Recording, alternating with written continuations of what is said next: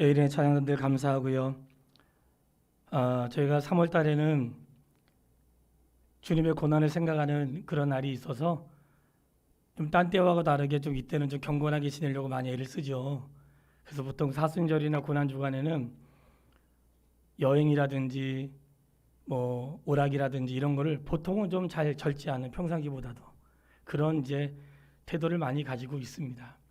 근데 우리는 이제 그런 내용보다는 십자가와 부활을 날마다 우리가 누리며 살아가는 것이기 때문에 그 은혜 속에 살게 되길 바라고, 내 삶의 주인 되신 그리스도, 네 번째 시간입니다. 따라서 한번 해보겠습니다. 내 삶의 주인 되신 그리스도. 자, 네 번째 시간인데 이 네 번째 시간마다 소제목이 있다 그랬잖아요. 첫 번째는 그리스도를 통해, 우리가 예수 그리스도를 통해 아버지께로 가고, 예수 그리스도를 통해 나의 기도가 하나님께 상달되는 거죠. 예수 그리스도 안에, 이 말씀은 포도나무와 가지가 하나로 있고 머리와 지체가 하나로 있고, 그리고 교회가 그리스도와 하나로 있는 것처럼 내가 그리스도 안에, 그리스도가 내 안에 하나로 있다. 이것이 그리스도 안에라고 했어요. 세 번째 시간, 그리스도 위에, 이 말씀은 예수 그리스도가 내 인생의 기초가 돼서 예수님 위에 내 인생을 세우고 예수님 위에 말씀을 지키며 가는, 그래서 반석 위에 세운 집과 모래 위에 세운 집을 비유하여 말씀을 드렸어요. 오늘은 네 번째 시간으로 그리스도 아래. 그리스도 아래 그러면 딱 떠오르는 게 있을 거라 생각이 들어요.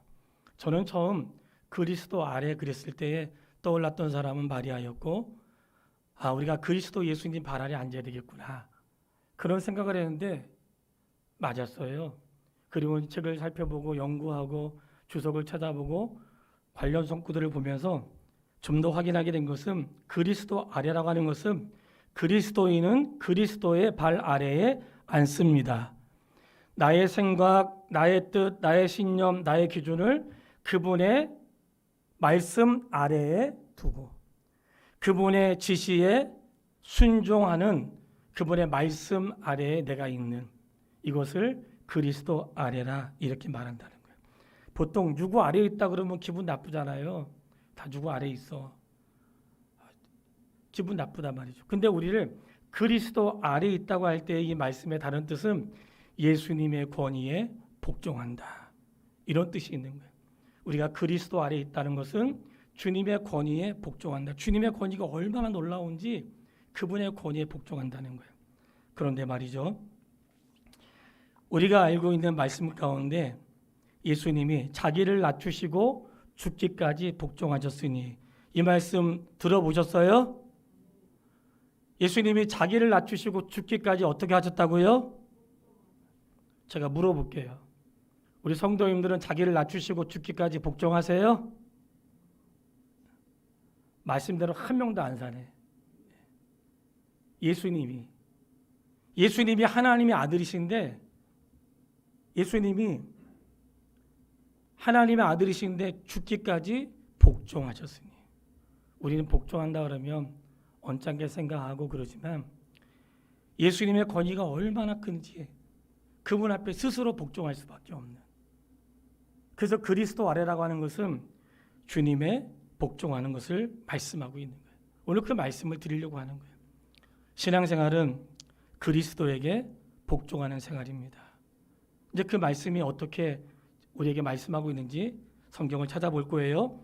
지금 읽었던 말씀은 본문의 말씀이고 한 장을 더 볼 거예요. 가까운 데 있어요. 빌립보서 2장 9절로 11절 말씀. 주보를 딱 껴 놓으시고 빌립보서 2장 9절로 11절, 에베소서, 빌립보서, 골로새, 바로 뒤에 있네요. 빌립보서 2장 9절로 11절 같이 읽겠습니다. 하나님이 그를 지극히 높여 모든 이름 위에 뛰어난 이름을 주사 하늘에 있는 자들과 땅에 있는 자들과 땅 아래에 있는 자들로 모든 무릎을 예수의 이름에 꿇게 하시고 모든 입으로 예수 그리스도를 주라 시인하여 하나님 아버지께 영광을 돌리게 하셨느니라. 아멘. 자, 말씀을 잘 보세요. 제가 읽어드릴게요. 하나님이 그를 지극히 높여, 그가 누굴까요? 예수님. 예수님을 지극히 높여서 모든 이름 위에 뛰어난 이름이 되게 하시고, 이 땅의 모든 이름보다 뛰어난 이름 누구예요? 예수님. 하늘에 있는 자들과 땅에 있는 자들과 땅 아래에 있는 자들로 모든 물음을 예수의 이름에 꿇게 하시고, 하늘과 땅과 땅 아래에 있는 모든 자들이 예수님의 이름에 무릎을 꿇게 하시고, 모든 입이 예수 그리스도를 주라 시인하여 하나님 아버지께 영광을 돌리게 하셨느니라. 할렐루야. 예수님의 이름이 얼마나 놀라워요. 하나님이 예수님의 이름을 높여주셔서 모든 이름 위에 뛰어난 이름, 하늘과 땅과 땅 아래에 있는 모든 이름이 그분의 무릎 앞에 꿇게 하시고, 이 땅에 있는 모든 입, 만 입이 내게 있으면 그 입 다 가지고, 여러분, 내 입이 만 개가 있으면 만 개 입으로 그분 찬송하고 싶대요. 이게 얼마나 놀랍고 위대한 고백입니까? 우리의 입술이 그렇게 살아가고 있습니까? 만 입이 내게 있으면 그 입 다 가지고, 그 입 다 가지고 해야 될 일이 얼마나 많이 있습니까, 여러분? 그런데 모든 입이 그분을 주라 이렇게 부르게 하셨다는 거예요. 주라고 하는 것은 주인. 이 말씀은 예수 믿는 사람들만 주인이라고 부르는 게 아니라 예수 안 믿는 사람도 주인이라고 부를 날이 온다는 거예요. 그러니까 예수 그리스도보다 높은 자가 있다 없다? 없어요. 예수 그리스도보다 권세가 있는 자는 없어요. 그래서 그리스도 아래라고 하는 것은 그분의 이름이 너무나 놀랍고, 그분의 권세가 너무나 놀라워서 그분의 발 앞에 앉을 수밖에 없는 인생이라는 것을 고백한다는 거예요. 그래서 주의 말씀에 거절할 수 없는 것은 그분의 이름이 너무 놀랍고 존귀해서 감히 거절할 수 없는 그런 거룩함이 우리 안에 있다는 거예요. 그 말씀이 그리스도 아래에 있다, 이 말씀이에요. 자, 오늘 본문의 말씀으로 돌아오겠습니다. 에베소서 1장 19절로 23절. 그 말씀을 제가 다시 한번 읽어드리겠습니다. 그의 능력이 그리스도 안에서 역사하사 죽은 자들 가운데서 다시 살리시고 하늘에서 자기의 오른편에 앉으사, 또 나오네요, 모든 통치와 권세와 능력과 주권과 이 세상뿐 아니라 오는 세상을 일컬어 모든 이름 위에 어떻게 하셨어요? 뛰어나게 하시고, 또 만물을 그 발 아래에 복종하게 하시고, 사람만이 아니라 만물을 그 발 앞에 복종하게 하셨대요. 또 그를 만물 위에 교회의 머리로 삼으셨느니라. 아멘. 자, 이 말씀에 벌써 결론이 나왔어요. 예수님은 모든 권세 위에 있으시다. 이 땅의 모든 사람과 모든 피조물은 그분의 발 앞에 앉아 있어야 된다. 그분은 우리의 주인으로 위에 계시고 우리는 그분의 종으로 아래에 있는 것입니다. 미얀마를 보니까 세상의 악한 통치자들은 사람을 죽이죠. 그러나 그리스도는 사람으로 통치하시고, 세상의 통치자들은 자기의 유익을 위해서 통치하지만 그리스도는 하나님의 뜻을 이루기 위해 통치하신다는 거예요. 주 예수보다 더 귀한 분이 없음을 고백하지 않을 수 없어요. 이 땅의 모든 권세보다 가장 위에 있는 분. 그래서 우리가 가끔 고백할 때 예수님을 만왕의 왕이요 만유의 주라 이렇게 말씀하시는 것은 예수 믿는 사람만이 왕이 아니라는 거예요. 자, 여기에 우리가 주목할 것이 있습니다. 자, 그럼 우리가 그리스도 아래에 있다는 것은 무엇을 말씀하는 것인가? 따라서 한번 해보겠습니다. 우리의 생각을 그리스도 아래. 무엇을 그리스도 아래 두어요? 나의 생각들을. 예수님은 제자들에게 말씀하셨어요. 제자들의 모든 생각이 그리스도 아래에 있게 되기를 원했어요. 제자들의 모든 생각해 보세요. 예수님이 제자들을 불렀는데 12명의 제자들을 불렀어요. 12명의 제자들은 예수님께 부르심을 받기 전까지는 자기 사고와 자기 생각과 자기 뜻대로 사는 사람이었어요. 예수님이 불렀어요. 그 다음부터는 자기 뜻대로 살지 않고 주님의 뜻대로 사는 자가 되었어요. 심지어는 베드로가 고기를 잡는데 밤새도록 수고했는데 한 마리도 잡지 못했어요. 아시죠? 예수님이 깊은 데 가서 그물을 던져라 그랬더니 뭐라고 해요? 예수님, 제가 밤새도록 수고해서 한 마리도 못 잡았는데 주님께서 깊은 데로 가서 던지라고 하시니까 제가 순종하겠습니다. 이게 그리스도의 사람들의 모습인 거예요. 그리스도 아래라는 말은 나의 생각을 그리스도 아래. 그래서 예수님의 제자들이 각자의 삶이 달랐지만 주님 만난 다음에는 주님의 생각 아래에 자신의 생각을 내어놓았다는 거예요. 그거 아세요? 성경을 보면 나는 예수님의 제자입니다. 나는 예수님의 종입니다. 예수님의 노예입니다. 이런 걸 읽어보셨어요? 안 읽어보셨어요? 읽어봤다고 해주세요. 성경에 써 있어요. 그리스도의 제자요, 그리스도의 종이요, 그리스도의 노예라고 나와 있어. 어때요? 기분 나쁘시죠? 예? 엄청 기분 나쁘죠? 아니 내가 그리스도의 종이고 말이지. 내가 그분의 노예고 내가 제자? 사도들은 그리스도의 제자됨을 기뻐했고 그리스도의 종됨을 기뻐했고 그리스도의 노예임을 자랑으로 여겼습니다. 성도님, 예수 믿는 거 부끄러우십니까? 코로나19에 교회 다니는 거 부끄러우십니까? 사도들은 내가 그리스도의 종이라는 것을 부끄러워하지 않았다. 저는 제가 목사됨이 부끄럽지 않습니다. 당시의 사람들은 그리스도 아래라고 할 때에 자기의 생각을 그리스도 아래에 두었다는 것은 우리의 생각이 성경과 충돌이 일어난단 말이에요. 내가 예수님을 믿기 전과 예수님 믿고 나면 충돌이 일어나요. 그거 느끼셨을 거예요. 내가 교회를 다니기 전에 알았던 나의 생각과 교회를 다니면서 말씀을 듣고 나니 내 생각과 이 말씀이 충돌이 일어나는 거예요. 예수님의 제자도 그랬어요. 저도 그랬습니다. 저도 끊임없이 말씀 안에 있지만 끊임없이 바꿔야 될까 계속해서 일어나는 거예요. 그러니까 그리스도 아래에 있다고 하는 것은 나의 생각과 말씀이 충돌이 일어날 때 어떻게 한다는 거예요? 나의 생각을 그분의 말씀 아래에 둔다는 거예요. 할렐루야! 그렇게 사시기 바랍니다.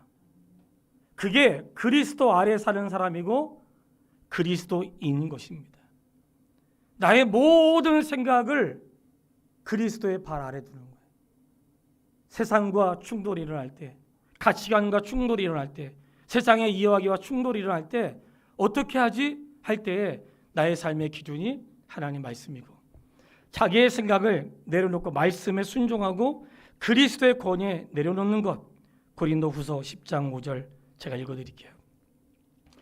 고린도후서 10장 5절에 보면 모든 이론을 무너뜨리며 하나님 아는 것을 대적하여 높아지는 것을 다 무너뜨리고 모든 생각을 사로잡아 그리스도에게 복종하니. 아멘이세요? 모든 이론을 무너뜨리고 모든 높아진 것들을 무너뜨리서 나의 모든 생각을 사로잡아 그리스도에게 복종하게 하지. 고린도서 10장 5절 말씀이에요. 그게 그리스도 아래에 있다는 거예요. 신앙생활하면서 갈등될 때 있습니다. 근데 나의 생각을 사로잡아서 그리스도의 발 앞에 놓는다는 거예요. 충돌이 일어날 때 어떤 이익이 생겼는데 말씀과 맞지 않을 때 저는 어떤 성도가 목사님 직장은 너무 좋은데 이 사람들이 사기쳐요. 자꾸 장부 속이고 그래서 사표 쓰고 왔습니다. 잘했어. 잘했다. 나의 생각을 그리스도 아래에 놓는다는 것은 살다 보면 충돌이 일어난단 말이죠. 우리의 생각을 예수님의 복종 앞에 둔다는 거예요. 오늘날 교회를 다니면서 나의 생각을 그리스도 아래 두는 생각이 무너지고 있어요. 신앙생활을 하는데 자기 생각이 위에 있어.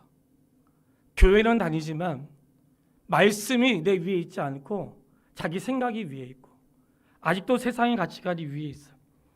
우리는 마리아와 마르다를 잘 알고 있습니다. 마르다는 뭐 했어요? 열심히 분주하게 일했죠. 마리아는 뭐 있을까요? 그분의 발 앞에 앉아서 말씀을 들었습니다. 제가 신앙생활 할 때 늘 뭘 조심하라 그래요. 맨날 일만 하고 말씀을 안 듣고 말이지. 일하는 게 중요한 게 아니고 말씀을 듣는 게 중요하다고 수없이 말했다는 것을 알고 있을 거라 생각들어요. 일만 하다가 어느 날 충돌이 생길 때 무너지는 거예요. 말씀 아래에 있으면 무너지지 않는다는 거예요. 그런데 마리아는 예수님의 말씀 아래에 있었고 그가 예수님의 죽으심과 이후에 어떻게 했는지 우리가 알고 있어요. 그런데 오늘날 우리 성도님들이 너무 바빠. 신방 다니다 보니까 이해해요. 정말 안타깝고 너무 수고하고 애쓰고 정말 눈물 나고 어떤 분은 자신의 아픔을 얘기하는데 정말 눈물 나더라고. 어떤 분은 좋은 일도 있고 기쁘기도 하고 아마 다 아실 거라 생각이 들어. 근데 우리 삶이 너무 바빠. 너무 바빠가지고 말씀 읽을 시간이 없어. 묵상할 시간 없고 돌아다니는 시간만 있어. 활동주의자, 활동을 열심히 하는데 말씀 앞에 앉아있질 않아. 예, 활동을 열심히 하는데 묵상을 하지 않아요. 어찌 말씀이 그분을 다스릴 수 있겠습니까? 성도여,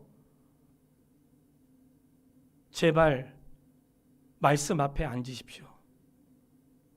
말씀을 읽지 않고 분주하게 돌아다니는데 어찌 내 영혼이 그분의 말씀 앞에 있을 수 있겠습니까? 어찌 내 생각을 사로잡아 그분의 말씀 앞에 있게 하겠습니까? 목사가 수없이 강조하는 게 뭐예요? 말씀 읽으십시오. 읽은 말씀으로 설교하고 그 목사와 성도가 같은 말씀과 같은 생각을 가지고 같이 하나님의 뜻을 이루어가야 될 거 아니에요. 자기의 생각이 아니라 예수 그리스도 앞에 모든 생각을 사로잡아. 놀라운 것은 가끔 보면 내 생각을 그리스도에게 복종시킬 마음이 없는 자도 있는 것 같아요. 내 생각이 더 좋다고 생각하고 예수님의 가르침과 나의 생각이 충돌이 일어날 때 개의치 않고 그분의 음성을 듣지 않으려고 하는 사람도 있다는 거예요. 이게 그리스도인 안에 있을 수 있고 오늘날 교회 안에 있을 수 있다는 거예요. 기독교 지성이라고 하는 것은 그분의 말씀을 내가 듣고 그 말씀이 나를 사로잡아서 말씀이 내게 나를 이끄는 대로 순종하며 사는 것. 이것이 그리스도인의 삶인 것을 기억할 수 있게 되길 바랍니다. 두 번째, 나의 의지를 그리스도 아래. 따라해 보겠습니다. 나의 의지를 그리스도 아래. 의지는 뭘까요? 어떤 걸 행동하게 하는 힘이잖아요. 우리가 지, 정, 의 할 때 의는 의롭다는 게 아니고 나를 움직이게 하는. 예. 근데 이 나의 의지, 나의 의지를 그리스도 아래 둔다는 것은 나의 의지가 하나님의 말씀에 순종할 수 있도록 그분 아래에 있겠다는 거예요. 주께서 무엇을 말씀하시든 제가 순종하겠습니다. 그런 마음을 갖는 것이 의지. 나는 의지가 약해서요. 그러니까 그 의지를 그리스도의 말씀 앞으로 가져가는 거란 말이죠. 우리 지난주 말씀 들을 때 반석 위에 세운 사람, 모래 위에 세운 사람 했잖아요. 그러니까 내 의지가 반석 위에 서 있어야 되는 거예요. 내 의지를 가지고. 그거는 말씀이 하는 게 아니라 내가 하는 거예요. 자는데 하나님이 깨닫게 하시더라고요. 그리고 내가 그런 주님의 마음을 좀 부족했구나. 그게 하나 뭐냐면 자주 사용하는 말씀, 내가 문 밖에 서서 문을 두드리노니 읽어보셨죠? 주님이 얼마나 힘이 세세요. 모든 권세와 모든 능력과 모든 이름이 그분의 발 앞에 앉아 있는데 그분이 문을 확 열고 들어오지 않으신다는 거예요. 두드리신다는 거예요. 내가 문을 열 때까지 기다리신다는 거예요. 여러분, 자녀들 방이라고 문을 확 열고 들어가면 안 됩니다. 예의를 지키는 게 만든 것이죠. 예수님이 그분은 힘도 있고 권세도 있는데 문을 확 열고 들어가지 않으셔요.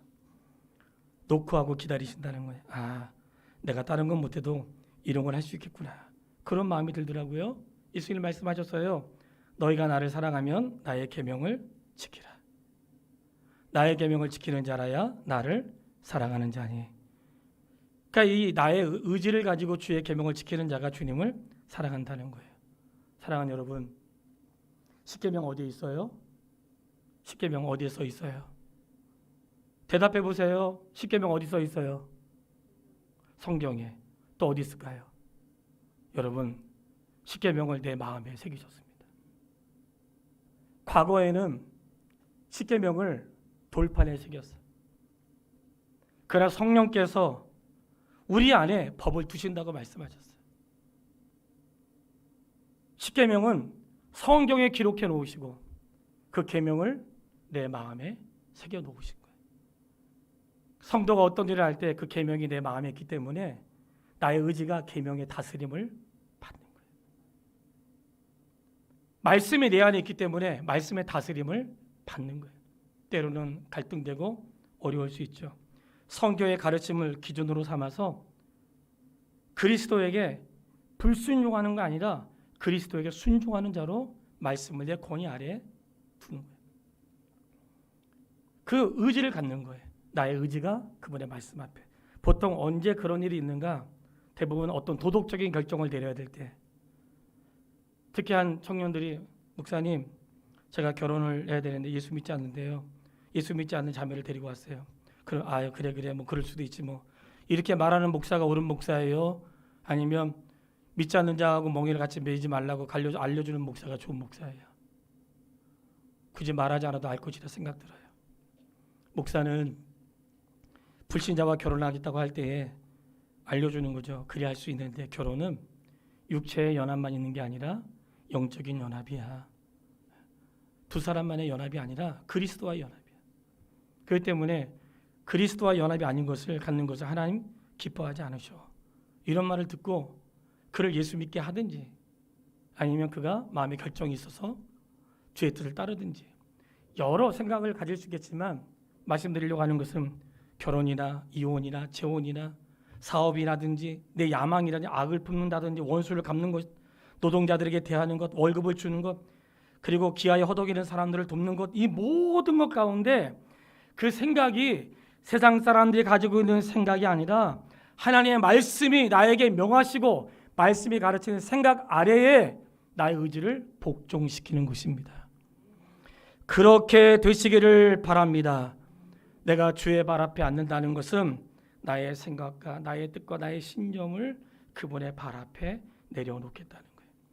우리가 예수님을 향해서 뭐라고 불러요? 예수님, 너희가 나를 선생이라 또는 주라 하니 너희 말이 옳도다. 내가 그러하니라.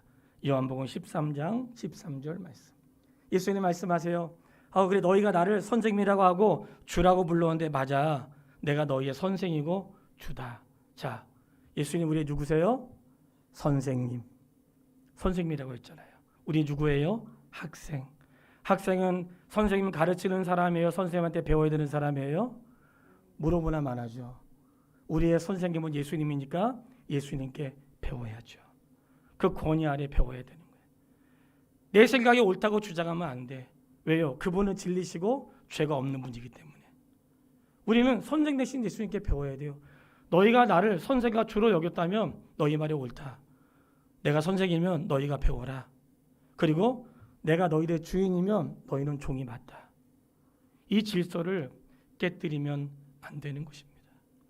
이 질서가 성도 안에 세워져 있고 교회 안에 세워져 있을 때에 그게 질서가 바로 세워지는 거예요. 그 내 질서가 세워지지 않고 내 안에 그리스도가 주인되지 않고 아직도 내 안에 나의 생각이 주인되고 말이죠. 내 안에 예수님이 선생님이어야 되는데 내가 선생님을 가르치려고 해. 그건 아니고요. 요즘 세상 그런 세상이 아니고요. 이게 얼마나 무지하고. 우리 아까 어떤 말씀 읽었어요? 모든 이름을 그분 아래에, 모든 무릎을 그분 아래에, 하늘과 땅과 땅 아래에 있는 모든 것들이 그분 아래에 있고 모든 입이 그분을 주라 부른다고 했잖아요. 그러니까 예수님의 선생님이시죠. 여러분 배워야 됩니다. 말씀을 배워야 되고 그분이 우리 인생의 주인이시기 때문에 우리는 종이라 그분의 말씀 앞에 있어야 되는 것 맞습니다. 우리를 그 학교에 부르시는 거예요. 그래서 우리가 찬양만 그렇게 하면 뭐예요? 주님 말씀하시면 내가 나아가리라. 주님 뜻이 아니면 내가 멈춰서리라. 나의 가고서는 곧 주의 뜻에 있으니 오 주님 나를 이끄소서. 부끄럽죠. 찬양할 때 그냥 두 손 들고 찬양하면서 주님 말씀하시면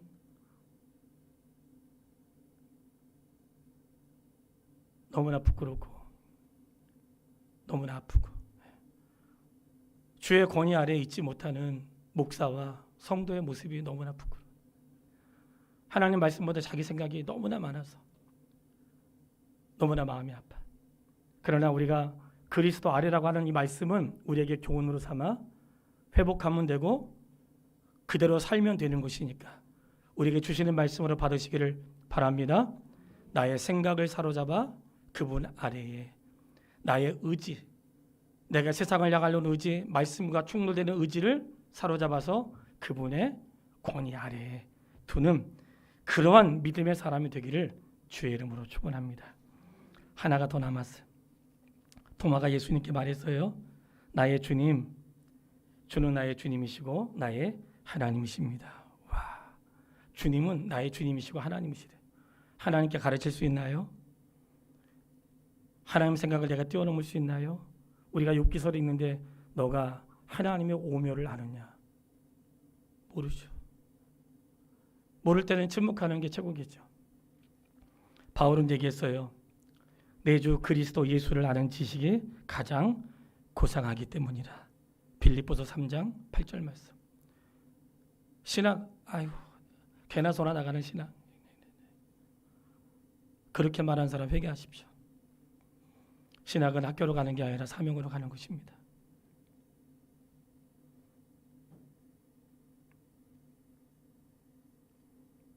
말씀에 보면 바울의 고백이 내 주 예수 그리스도를 아는 지식이 가장 고상합니다.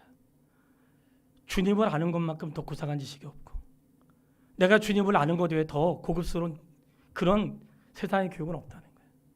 그렇기 때문에 목회를 하고 그 확신을 가지고 가르치는 거예요. 사도 바울이 변화되어 그리스도를 만날 때 뭐라고 했어요? 모든 것을 배설물로 여기노라. 모든 것, 내가 알고 있는 모든 지식, 내가 알고 있는 모든 경험, 이런 것들을 배설물로 여기고 그리고 그리스도를 아는 것을 가장 고상하게 여긴다는 거예요. 하늘에 있는 것이나 땅에 있는 것이 다 그리스도 안에서 하나 될 날이 있음을 기억할 수 있게 되기를 바랍니다. 교회는 그리스도 아래에 있습니다. 교회는 그리스도 아래에 있는 거예요. 저는 이 사실을 교단이 분리될 때 너무나 애통하며 있었고 뭐 이미 아시는 분도 있지만 교단이 분리될 때 큰 교단을 표방하고 큰 교회를 포병하면서 한국 교회에 영향력을 끼치려고 했던 사람들이 교단을 분리시키고 갈 때 그 당시에 제가 노회장이었습니다. 재판을 받고 불려다니고 성도들한테 다 말할 수 없죠. 별의별 위협을 다 받고 말이죠. 문자와 욕과 폭력과 나는 목사들이 그렇게 욕할 수 있다는 걸 그때 처음 알았어요. 근데 눈 하나 깜딱 안 했어요. 왜 그럴까? 이것이 옳은 줄 알기 때문에. 교회는 목사 위에 있는 것이 아니라 그리스도 아래에 있는 것입니다. 교단은 큰 교단 아래에 있는 게 아니라 말씀 아래에 있는 것입니다. 아직도 무지하고 어리석은 교권주의자들이 돈 많으면 할 수 있는 줄 알고 성도 많으면 뭐든지 할 수 있는 줄 알고 그런 죄를 범하고 있는 슬픈 현실에서 교회의 머리가 그리스도시고 우리는 그의 지체라는 것은 교회는 그분의 말을 들어야 된다는 거예요. 교회는 그분의 말을 들어야 됩니다. 혹시 주님이 말씀하시는 것이 내 입맛에 안 맞을 수 있어요. 그래도 들어야 됩니다. 주께서 명하시는 것이 내 계획과 달라도 그래도 들어야 됩니다. 왜냐? 주님은 진리시기 때문에. 마치 사춘기 아이처럼 대들고 사춘기 아이처럼 방황하고 우리 그렇잖아요. 그런 시간들이 다 있잖아요. 저도 그런 시간이 있었어요. 이제는 끝내야죠. 그런 사춘기의 시간도 있지만 거기에 머물러 있으면 안 되겠죠. 교회는 그리스도 안에 있어야 되는데 교회는 그리스도 아래에 있는가 위에 있는가를 결정해야 돼. 여러분 볼 때 어떻습니까?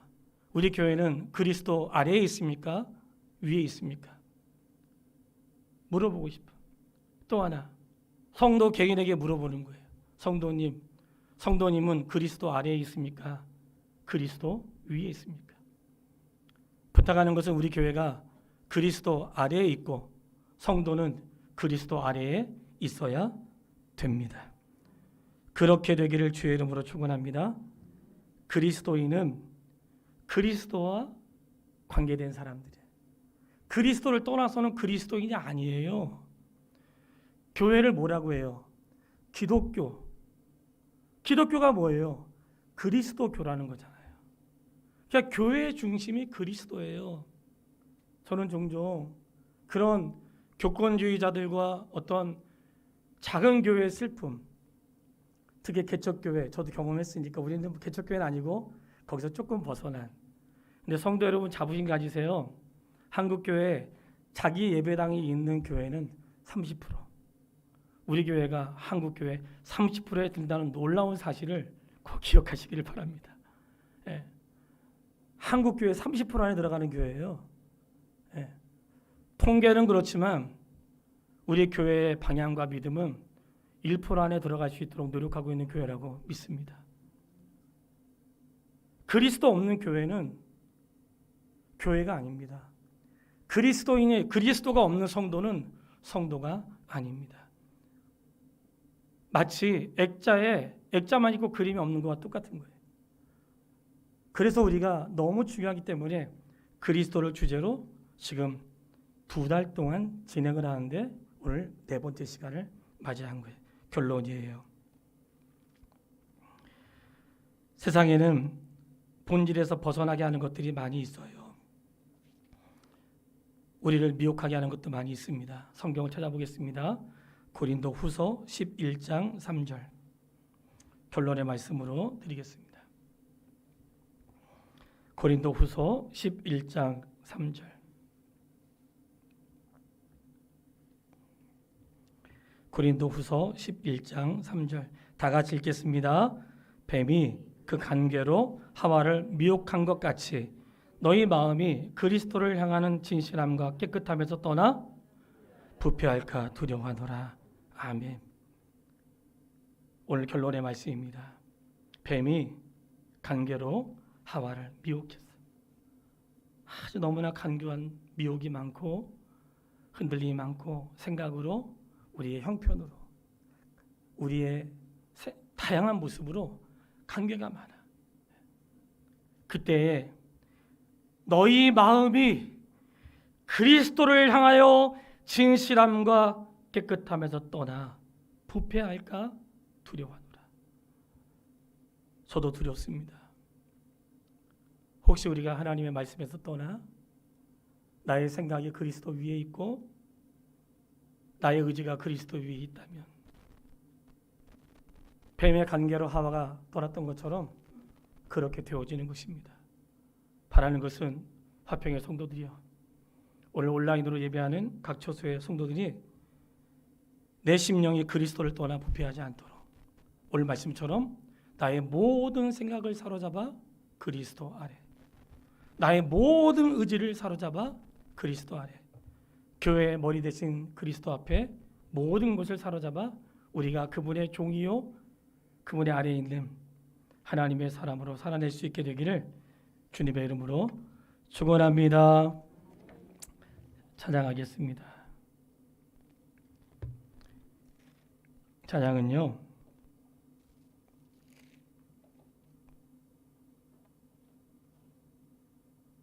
(453장) 찬송가 453장 찬송 드리겠습니다. 찬송가 453장.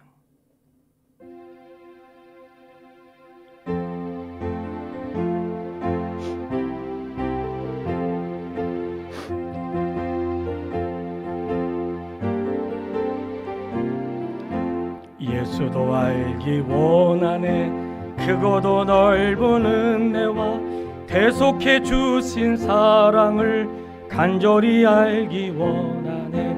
내 평생의 소원, 내 평생의 소원, 대속해 주신 사랑을 간절히 알기 원하네. 성령이 스승되셔서 진리를 가르치시고 거룩한 뜻을 깨달아 예수를 알게 하소서. 내 평생의 소원, 내 평생의 소원, 대속해 주신 사랑을 간절히 알기 원하네. 성령의 감화 받아서 하나님 말씀 배우니 그 말씀 한 절 한 절이 내 맘에 교훈되도다. 내 평생의 소원, 내 평생의 소원, 대속해 주신 사랑을 간절히 알기 원하네. 예수가 계신 보좌는 영광에 둘려 있도다. 평화의 왕이 오시니 그 나라 왕성하도다. 내 평생의 소원, 내 평생의 소원, 대속해 주신 사랑을 간절히 내 평생의 소원, 내 평생의 소원, 내 평생의 소원, 대속해 주신 사랑을 간절히 알기 원하네. 아버지 하나님 고맙습니다. 내 평생의 소원이 있다면 예수님을 간절히 알기를 원하는 것입니다.